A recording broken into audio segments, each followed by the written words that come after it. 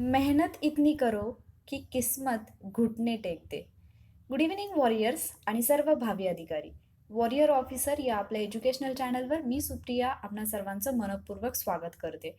आज आपण युद्धाभ्यास 5.3 मध्ये कार्बनचं जग म्हणजेच वर्ल्ड ऑफ कार्बन हा टॉपिक पाहणार आहोत आणि याच्यामध्ये आपण कार्बनशी रिलेटेड बऱ्यापैकी माहिती जी आहे किंवा जे प्रश्न आहेत ते आपण संकल्पनांच्या माध्यमातून कव्हर करणार आहोत. तर आजच्या लेक्चरमधला पहिला प्रश्न तुमच्या स्क्रीनवरती दिसेल तुम्हाला तुमचं उत्तर लाईव्ह चॅटमध्ये द्यायचं आहे. प्रत्येक प्रश्नाचं उत्तर देण्यासाठी तुम्हाला 10 सेकंदांचा वेळ मिळेल. पहिला प्रश्न आहे, 3 विधानं दिलेली आहेत. पहिलं विधान आहे, कार्बन हा दुसऱ्या आवर्तनात म्हणजे पिरियड ज्याच्यामध्ये आपण ज्याला आवर्त सारणी म्हणतो पिरियडिक टेबल, तर त्याच्यामध्ये दुसऱ्या आवर्तनामध्ये येतो. दुसरं विधान आहे, कार्बनचा अणुअंक 8 व अणुवस्तुमानांक 12 आहे, म्हणजे ॲटॉमिक नंबर 8 आणि ॲटॉमिक मास जे आहे ते 12 आहे. तिसरं विधान आहे, कार्बनला अष्टक पूर्ण करण्यासाठी 4 इलेक्ट्रॉनची गरज असते. अयोग्य विधान ओळखा. पहिला पर्याय आहे सर्व, दुसरा पर्याय आहे ब आणि क, तिसरा पर्याय आहे अ आणि ब आणि चौथा पर्याय आहे ब. तुमची वेळ सुरू होती आत्ता.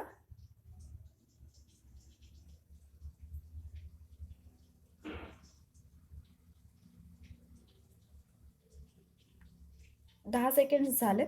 या प्रश्नाचं जे बरोबर उत्तर आहे ते आहे पर्याय क्रमांक 4, म्हणजे इथे अयोग्य विधान आहे फक्त ब. पहिलं विधान बरोबर आहे. कार्बन जो आहे तो दुसऱ्या आवर्तनामध्ये म्हणजे दुसऱ्या पिरियडमध्ये येतो. तर हे आवर्तनं काय असतात आणि गण काय असतात, तर ज्यावेळेला आपण पिरियडिक टेबल बघतो तर त्याच्यामध्ये आपल्याला काही उभ्या ओळी आढळतात आणि काही आडव्या ओळी आढळतात. तर याच्यामध्ये ज्या आडव्या ओळी असतात त्यांना आवर्त म्हटलं जातं आणि ज्या उभ्या ओळी असतात त्यांना गण म्हटलं जातं.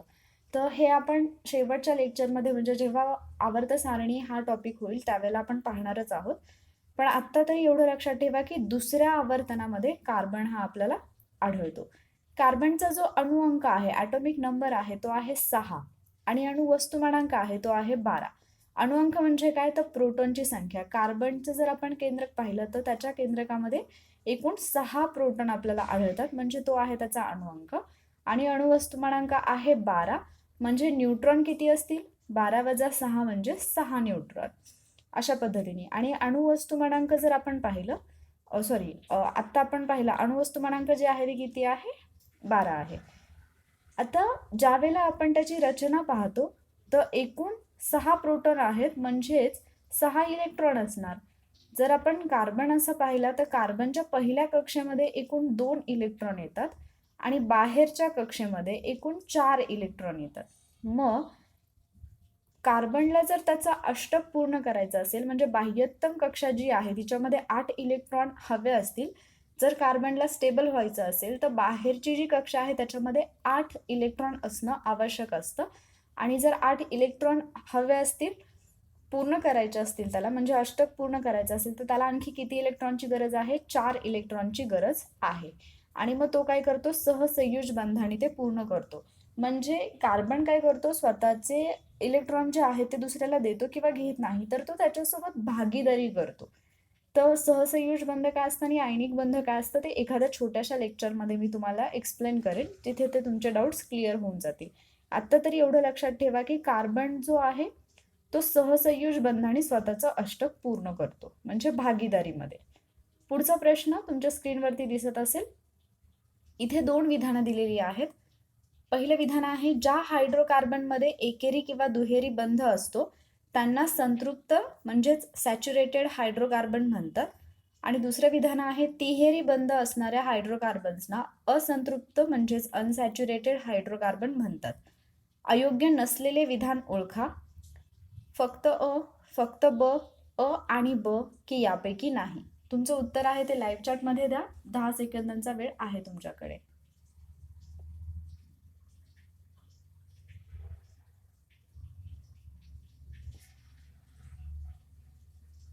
या प्रश्नाचं जे बरोबर उत्तर आहे ते आहे पर्याय क्रमांक 2, म्हणजे फक्त ब. तुम्हाला विचारले अयोग्य नसलेले विधान ओळखा, म्हणजेच तुम्हाला योग्य असलेले विधान ओळखायचं आहे. पहिलं विधान चुकीचं आहे, कारण ज्या हायड्रोकार्बनमध्ये एकेरी बंध असतो त्यांनाच आपण संतृप्त किंवा सॅच्युरेटेड हायड्रोकार्बन म्हणतो. दुसरं विधान, काही जणांना दुसरं विधान पण चुकीचं वाटलं असेल, कारण जिथे दुहेरी किंवा तिहेरी बंध असतो त्याला आपण असंतृप्त म्हणजे अनसॅच्युरेटेड हायड्रोकार्बन म्हणतो. पण दुहेरी किंवा तिहेरी म्हणजे जरी फक्त दुहेरी म्हटलं तरी सुद्धा ते विधान बरोबर येईल. म्हणजे याच्यामध्ये तिहेरी म्हटलेलं आहे, फक्त तिहेरी जर म्हटलं असतं तर ते विधान चुकीचं झालं असतं. पण जर समजा असं म्हटलं की दुहेरी बंध असणाऱ्या हायड्रोकार्बन्सना अनसॅच्युरेटेड म्हणतात, तर ते बरोबर होतं. आणि तिहेरी बंध असणाऱ्या असं म्हटलं तरी सुद्धा ते बरोबर आहे. पण जर इथे शब्द आला असता फक्त तिहेरी बंध असणाऱ्या हायड्रोकार्बन्सना असंतृप्त हायड्रोकार्बन म्हणतात, तर ते विधान चुकीचं झालं असतं. कारण दुहेरी किंवा तिहेरी बंध जिथे असतो त्याला आपण अनसॅच्युरेटेड हायड्रोकार्बन असं म्हणतो. ज्या हायड्रोकार्बनमध्ये, इथे तुम्हाला सरळ सरळ व्याख्या दिसत असेल, ज्या हायड्रोकार्बनमध्ये कार्बन कार्बन असा एकेरी बंध असतो, म्हणजे या टाईपमध्ये, तर त्यांना संतृप्त हायड्रोकार्बन म्हणतात. याच्यामध्ये सर्व अल्केन येतात. तर अल्केन काय, अल्किन काय आहे हे सगळं आपण पाहणार आहोत. त्यानंतर असंतृप्त हायड्रोकार्बन जर पाहिले तर ज्या हायड्रोकार्बनमध्ये कार्बन कार्बन दुहेरी म्हणजे दोन कार्बन जे आहेत ते दुहेरी बंधाने किंवा तिहेरी बंधाने जोडलेले असतात, तर त्यांना आपण असंतृप्त हायड्रोकार्बन्स म्हणतो. आणि याच्यामध्ये सर्व अल्किन आणि अल्काईन येतात. तर अल्केन, अल्किन आणि अल्काईनचा एक व्हिडिओ म्हणजे हायड्रोकार्बन्सचा एक व्हिडिओ जो आहे तो मी अपलोड केला होता आणि कालच मी तुम्हाला सांगितलं होतं की त्या व्हिडिओची लिंक मी डिस्क्रिप्शनमध्ये दिलेली आहे. सायन्सच्या प्लेलिस्टचीच दिली होती ॲक्च्युली. तर तुम्हाला तो व्हिडिओ पाहायचा होता, म्हणजे तुम्हाला आजचे प्रश्न इझी वाटले असते. पुढचा प्रश्न आहे योग्य जोडी ओळखा. इथे 3 जोड्या दिलेल्या आहेत. पहिली जोडी आहे अल्केन आणि त्याच्या पुढे दिलेलं आहे सूत्र CnH2n+2. त्यानंतर अल्किन, त्याचं सूत्र दिलेलं आहे CnH2n. त्यानंतर अल्काईन, त्याचं सूत्र दिलेलं आहे CnH2n-1. सर्व बरोबर, ए आणि बी बरोबर, फक्त सी बरोबर की ए आणि सी बरोबर? तुमचं उत्तर जे आहे ते लाईव्ह चॅटमध्ये द्या.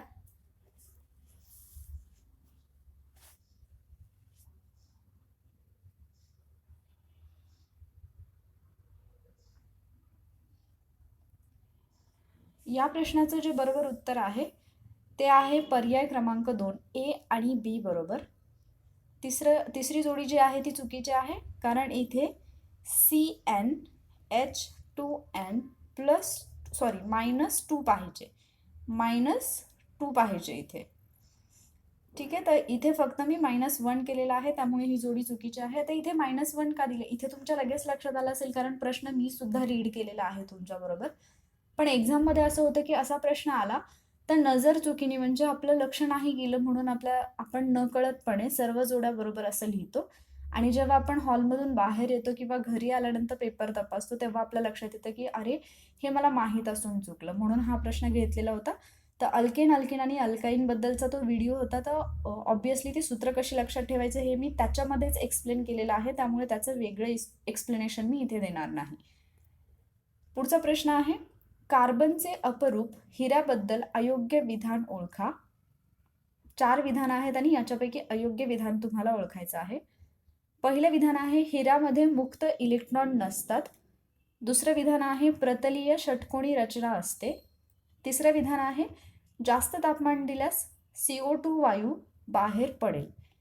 आणि चौथं विधान आहे यापैकी नाही. तर अयोग्य विधान कोणतं आहे ते तुम्हाला ओळखायचं आहे आणि तुमचं उत्तर जे आहे ते लाईव्ह चॅटमध्ये द्या. 10 सेकंदांचा वेळ आहे.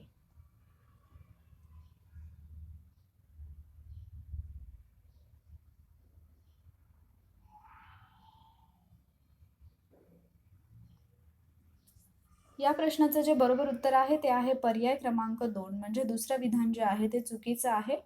पहिलं विधान बरोबर आहे, तिसरं विधान बरोबर आहे. तर आपण एकूण डिटेलमध्येच पाहूया. हिरा हे कार्बनचं एक अपरूप आहे. तर याच्यामध्ये हिरालाच डायमंड असं म्हटलं जातं, हे तुम्हाला माहिती असेल. सगळ्यात कठीण असणारा आणि सुंदर असणारा असा हा एक स्फटिकी पदार्थ आहे.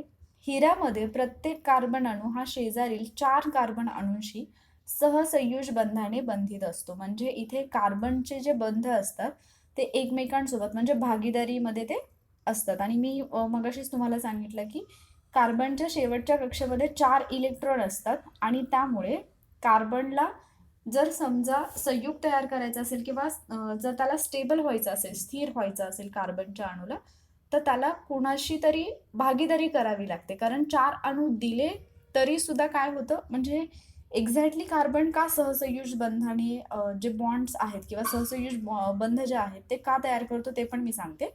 तर त्याचं रिझन हे आहे की कार्बनच्या केंद्रकामध्ये आहेत प्रोटॉन, त्याच्या बाहेर आहेत कक्षेमध्ये इलेक्ट्रॉन. प्रोटॉन आहेत 6, इलेक्ट्रॉन इथे 2 आहेत आणि इथे 4 आहेत, हे आपल्याला माहिती आहे. तर कार्बनला जर त्याचा अष्टक पूर्ण करायचं असेल तर कार्बनला अजून 4 इलेक्ट्रॉनची गरज आहे.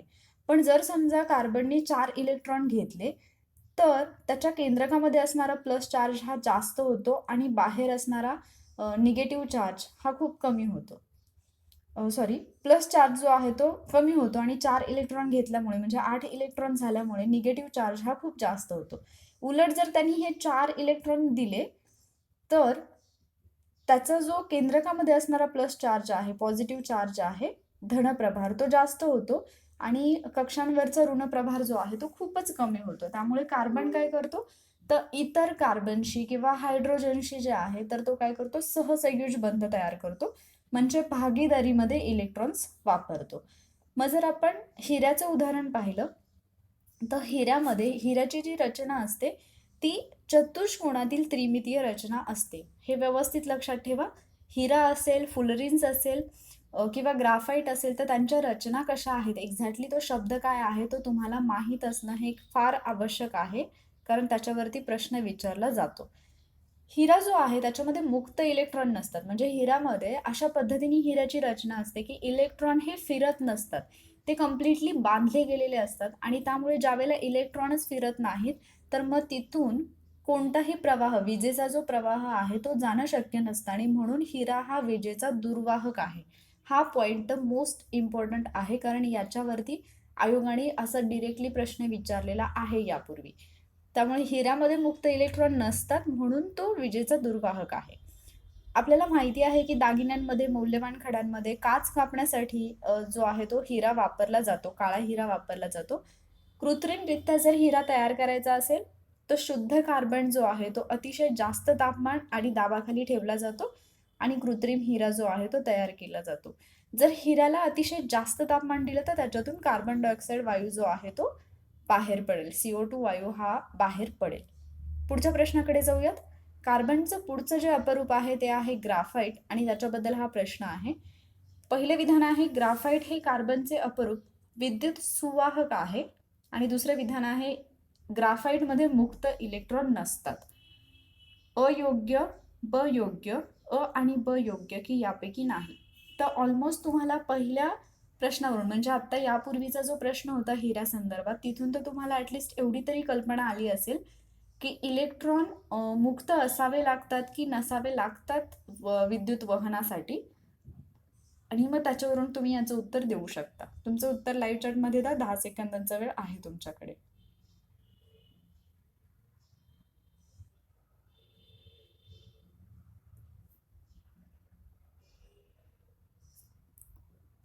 या प्रश्नाचं जे बरोबर उत्तर आहे ते आहे पर्याय क्रमांक 1, म्हणजे फक्त अ विधान हे योग्य आहे, ब विधान चुकीचं आहे. त्याचं कारण म्हणजे ग्राफाईट हे कार्बनचं अपरूप जे आहे ते विद्युत सुवाहक आहे, कारण त्याच्यामध्ये मुक्त इलेक्ट्रॉन असतात आणि मुक्त इलेक्ट्रॉन असतात म्हणूनच त्याच्यातून विद्युत प्रवाह वाहू शकतो. ग्राफाईटबद्दल जर आपण माहिती पाहिली तर ग्राफाईटचा जो रंग असतो तो राखाडी काळा रंगाचा हा एक स्फटिकी पदार्थ आहे आणि याच्यामध्ये प्रत्येक कार्बन अणू हा इतर 3 कार्बन अणूंसोबत बंधित असतो. जर आपण याची रचना पाहिली तर प्रतलीय षटकोनी असते, म्हणजे षटकोनासारखी याची रचना असते, तुम्हाला इमेजमध्ये दिसतच असेल. ग्राफाईटमध्ये मुक्त इलेक्ट्रॉन असतात आणि म्हणून ते विद्युत वहन करू शकतात आणि म्हणूनच ग्राफाईट हा विजेचा सुवाहक आहे. याचा उपयोग जो आहे तो इलेक्ट्रोड्स, कार्बन कांड्या बनवण्यासाठी, त्याचबरोबर वंगण आणि जी आपली पेन्सिल असते सिस पेन्सिल, तर त्याच्यामध्ये सुद्धा ग्राफाईटचा वापर केला जातो. पुढचा प्रश्न आपण पाहूयात. पुढच्या प्रश्नामध्ये परत 3 विधानं आहेत. पहिलं विधान आहे फुलरिन्सला बकीबॉल असं सुद्धा म्हणतात. दुसरं विधान आहे फुलरिन्सची रचना फुटबॉलप्रमाणे असते. तिसरं विधान आहे रिचर्ड बकमिन्स्टर फुलर यांच्या नावावरून फुलरिन्स हे नाव देण्यात आले. योग्य विधान ओळखा. अ, ब, अ आणि ब की वरीलपैकी सर्व. तुमचं उत्तर लाईव्ह चॅटमध्ये द्या.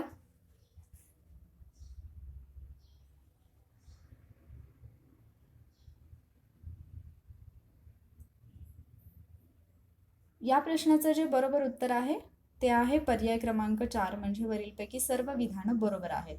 तर फुलरिन्स हे कार्बनचंच एक अपरूप आहे जे की नव्याने माहीत झालेलं आहे आणि यालाच बकीबॉल असं सुद्धा म्हटलं जातं.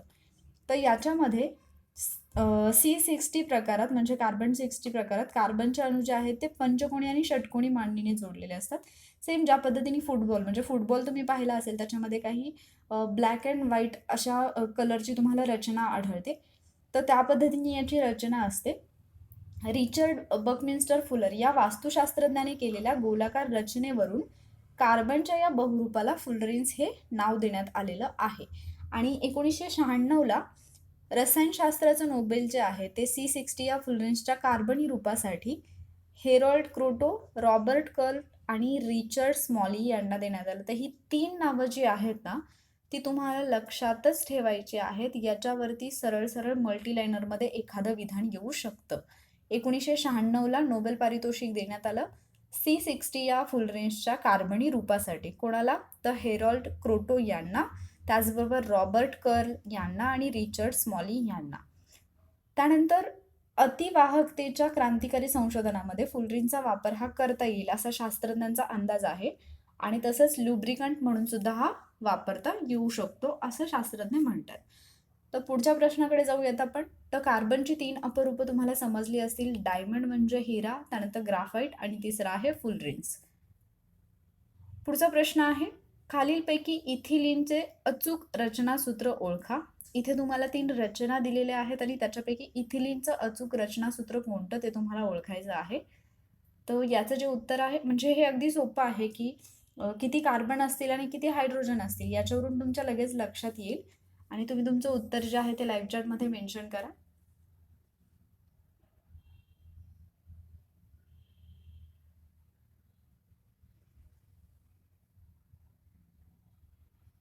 या प्रश्नाचं जे बरोबर उत्तर आहे ते आहे पर्याय क्रमांक 3, म्हणजे ही जी रचना दिसते कार्बन कार्बनमध्ये दुहेरी बंध आणि 4 हायड्रोजन ही आहे इथिलीनची रचना. तुम्ही नेटवरती इथिलीन एवढं जरी टाईप केलं तरी सुद्धा तिथे तुम्हाला रचना मिळून जाईल. पुढच्या प्रश्नाकडे जाऊयात आपण.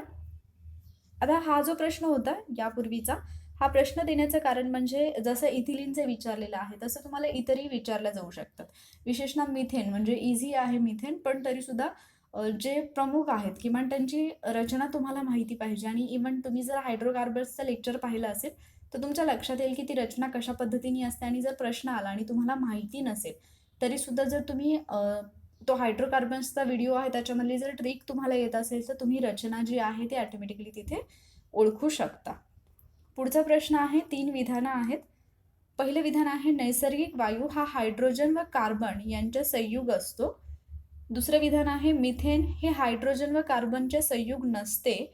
तिसरं विधान आहे, नैसर्गिक वायू हे वनस्पती व प्राणीजन्य इंधन आहे. वरीलपैकी कोणती विधाने योग्य आहेत?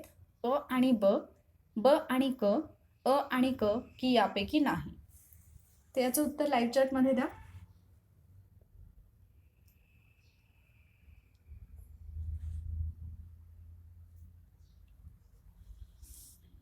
या प्रश्नाचं जे बरोबर उत्तर आहे ते आहे पर्याय क्रमांक 3, म्हणजे विधान अ आणि क हे बरोबर आहे. मिथेन हे हायड्रोजन आणि कार्बनचंच संयुग आहे आणि जिथे आपल्याला कार्बन आणि हायड्रोजन एकत्र मिळतात त्यांना आपण हायड्रोकार्बन्स असं म्हणत असतो. तर संयुग म्हणजे काय, तर 2 किंवा अधिक मूलद्रव्यांच्या रासायनिक संयुगाने बनलेला पदार्थ. जसं की तुम्हाला माहिती आहे पाणी हे सुद्धा एक संयुग आहे. गुणधर्म काय असतात? मूलद्रव्यांचे अणु संयुक्त स्थितीमध्ये येतात. घटक मूलद्रव्यांचे विलगीकरण भौतिक प्रक्रियेने अशक्य असते. म्हणजे अगदी तुम्ही पाण्याचं जरी उदाहरण घेतलं, आपल्याला माहिती आहे की त्याच्यामध्ये हायड्रोजन आहे आणि ऑक्सिजन आहे, पण मग आपण ते वेगळं करू शकतो का भौतिक पद्धतीने? तर भौतिक पद्धतीने ते वेगळं करता येत नाही. घटक जे असतात त्याच्यामध्ये असणारे जे मूलद्रव्य असतात तर त्यांचं वस्तुमान हे ठराविक प्रमाणांमध्ये असतं आणि संयुगांमध्ये भौतिक आणि रासायनिक गुणधर्म हे राखले जात नाहीत. कारण म्हणजे आपण कुठलंही उदाहरण घेतलं तर जे संयुग तयार झालेलं आहे त्याचे जर मूलद्रव्य आपण पाहिले तर त्याचे गुणधर्म आणि तयार झालेल्या संयुगाचे गुणधर्म हे वेगळे असतात.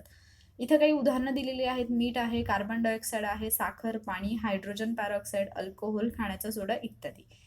त्यानंतर मिथेन हे हायड्रोजन आणि कार्बनचं संयुग आहे आणि हायड्रोजन आणि कार्बन यांची संयुग जी असतात त्यांना हायड्रोकार्बन म्हणून ओळखलं जातं. हे मी तुम्हाला थोड्या वेळापूर्वीच सांगितलं होतं. पुढचा प्रश्न आहे, हा सोपा आहे, याचं उत्तर सगळ्यांनाच येईल. खालीलपैकी कार्बनचे ॲलोट्रॉप कुठले ते सांगा. ॲलोट्रॉप म्हणजे अपरूप, जे आपण मगाच्यापासून पाहतोय ते. तर ॲलोट्रॉप कुठले ते सांगा. 1 कार्बन हलाइड्स, 2 डायमंड, 3 फुलरिन्स, 4 ग्राफाइट आणि 5 कॅओइट. पहिला पर्याय आहे सर्व पर्याय योग्य, दुसरा पर्याय आहे ब क ड, तिसरा पर्याय आहे अ ब क आणि चौथा पर्याय आहे अ ब ड. तर तुमचं उत्तर विचार करून द्या व्यवस्थितपणे.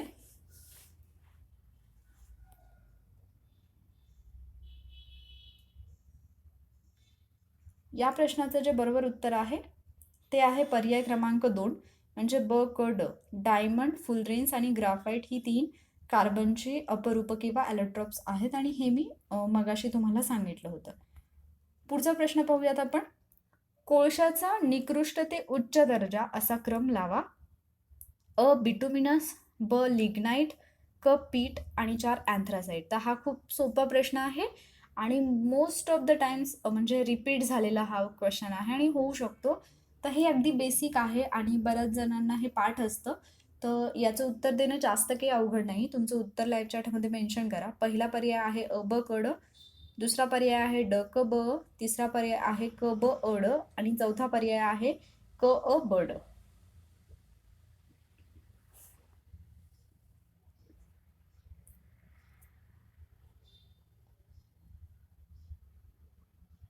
या प्रश्नाचं जे बरोबर उत्तर आहे ते आहे पर्याय क्रमांक 3 क प अ ड. म्हणजेच सर्वात निकृष्ट दर्जाचा आहे पीठ, त्यानंतर आहे लिग्नाइट, त्यानंतर आहे बिटुमिनस आणि त्यानंतर आहे अँथ्रासाइट. अँथ्रासाइट हा सर्वात उच्च प्रतीचा कोळसा आहे. तर हे कसं ठरवलं जातं, तर कोळशामध्ये असणारी कार्बनची टक्केवारी, जेवढी कार्बनची टक्केवारी जास्त तेवढा तो कोळसा जो आहे तो उच्च दर्जाचा असं म्हटलं जातं. मग याची एक ट्रिक जी सगळ्यांना माहिती आहे ती म्हणजे आंबिल पी. जे म्हणजे तुम्हाला माहिती असेल की गावाकडे एक छोटा आपण असं म्हणू शकतो की उत्सव असतो आपला ज्याच्यामध्ये आंबील दिली जाते प्यायला. तर आंबील पी असं तुम्ही लक्षात ठेवू शकता किंवा सरळ ॲम्बिलिपी असं जरी लक्षात ठेवलं, ॲम्बिलिपी हा शब्द जरी लक्षात ठेवला तुम्ही तरी सुद्धा चालेल, ॲम्बिलिपी. तर याच्यामध्ये अँथ्रासाइट आहे, बिटुमिनस आहे, लिग्नाइट आहे आणि पीट आहे. तर हा क्रम व्यवस्थित लक्षात ठेवा. अँथ्रासाइटमध्ये 80% एवढी कार्बनची टक्केवारी असते, बिटुमिनसमध्ये 60%, लिग्नाइटमध्ये 22% आणि पीठचा विचार केला तर 11% आणि पीठ हा निकृष्ट दर्जाचा कोळसा म्हणून ओळखला जातो. तर कार्बनचं जे जग आहे त्याच्यामधले आपण बऱ्यापैकी पॉईंट्स कव्हर केले. तसं तर हा खूप वास्ट टॉपिक आहे असं आपण म्हणू शकतो. पण ॲटलिस्ट काही संकल्पना जसं आपण इकॉनॉमिक्सच्या बाबतीत केलं होतं की महत्त्वाच्या संकल्पनांवरती आपण भर दिलेला आहे. तर ते आपण पाहिलेलं आहे. ॲडव्हान्स लेव्हलचं युद्धाभ्यास जेव्हा सुरू होईल ज्याच्यामध्ये मग अगदी टफ क्वेश्चन्स असतील तर तिथे मग आपण जे काही उरलेलं आहे ते कव्हर करणार आहोत. आणि जे मी तुम्हाला मगाशी बोलले की सहसंयुज बंध म्हणजे कोव्हॅलंट बॉन्ड जे असेल तर त्याच्याबद्दल आणि आयनिक बंध तर त्याच्याबद्दलचं एक सेपरेट व्हिडिओ लेक्चर मी अपलोड करेन. तर तुमचा जो स्कोर आहे तो लाईव्ह चॅटमध्ये मेन्शन करा कोणाला किती मार्क्स मिळाले 10 पैकी ते. उद्याचा जो टॉपिक आहे तो आम्ल आम्लारी आणि क्षार आहे. तर याच्यामध्ये आम्ल आम्लारी क्षारमध्ये सर्वात जास्त आपल्याला बऱ्याचदा जे कन्फ्युजन असतं ते याच्यामध्ये असतं की जे इंडिकेटर्स आहेत, जे दर्शक आहेत म्हणजे लिटमस पेपर असेल किंवा बाकीचे जे इंडिकेटर्स आहेत तर त्याच्यामध्ये कशाचा रंग कशा पद्धतीचा होतो. फिनॉल्फ्थॅलीन आहे तर त्याचा रंग कसा होता, आम्लामध्ये कसा होतो आणि आम्लारीमध्ये कसा होतो. तर हे बऱ्याचदा लक्षात ठेवायला तुम्हाला कन्फ्युजन होत असेल तर त्याची खूप छान ट्रिक आहे ती मी उद्या तुमच्यासोबत शेअर करणार आहे. त्यामुळे आम्ल आम्लारी आणि क्षारचं लेक्चर जे आहे ते मिस करू नका. इथे आपण पीएच सामू वगैरे सगळ्या गोष्टी पाहणार आहोत आणि आम्ल आम्लारी क्षारवरती प्रश्न काय येऊ शकतो ते पण मी सांगते. कारण सध्या जी कोविड-19ची परिस्थिती आहे तर त्याच्यामध्ये हे जे आहे म्हणजे विषाणूचं पीएच किती आहे आणि मग त्याच्यासाठी तुमच्या शरीरामध्ये जे काही तुम्ही अन्न घेताय किंवा जे कोणते पदार्थ तुम्ही खाताय त्याचा पीएच किती असला पाहिजे याच्याबद्दलचं एक इमेज किंवा चार्ट जे आहे चार्ट जो आहे तो खूप व्हायरल होतोय आणि त्याच्यामुळे मे बी असा एखादा प्रश्न बनू शकतो. तर ते पण आपण उद्याच्या लेक्चरमध्ये कव्हर करूयात. तर बऱ्यापैकी आहे स्कोर, जास्त पण कमी नाही कोणाचा. तर अशा पद्धतीने आपण काय करूयात, की कन्सेप्ट पहिल्यांदा क्लिअर करून घेऊयात. अगोदर विषयाशी ओळख करून घेऊयात, विषयाला थोडं सोपं बनवूयात आणि मग आपण डिफिकल्टी लेव्हल वाढवत जाऊयात. ठीक आहे? तर ज्यांनी ज्यांनी क्वेश्चन्स अटेम्प्ट केलेले आहेत आज, त्या सगळ्यांचंच मनापासून अभिनंदन. आणि अर्थातच स्कोर तुमचा हळूहळू इन्क्रीज होईल, त्यामुळे 1-2 मार्क्स कमी पडले तरी जास्त टेन्शन नका घेऊ. उद्याच्या टॉपिकचा व्यवस्थित अभ्यास करून या आणि उद्याचं जे लेक्चर असेल त्याच्यामध्ये सुद्धा आम्ल, आम्लारी आणि क्षार हे घटक जे आहेत ते आपण व्यवस्थितपणे कव्हर करणार आहोत. आय होप ही जी सिरीज आहे ती नक्कीच तुम्हाला युजफुल ठरत असेल. सायन्स हा विषय कुठेतरी थोडाफार तुम्हाला इझी वाटू लागला असेल आणि जर तुम्हाला आवडलं असेल लेक्चर तर लाईक नक्की करा न विसरता. त्याचबरोबर तुमचे जे इतर फ्रेंड्स आहेत त्यांच्यासोबत सुद्धा हे लेक्चर शेअर करा. आणि अजूनही तुम्ही वॉरियर ऑफिसर या आपल्या यूट्यूब चॅनलला सबस्क्राईब केलं नसेल तर पटकन सबस्क्राईब करा. Stay safe. Thank you warriors.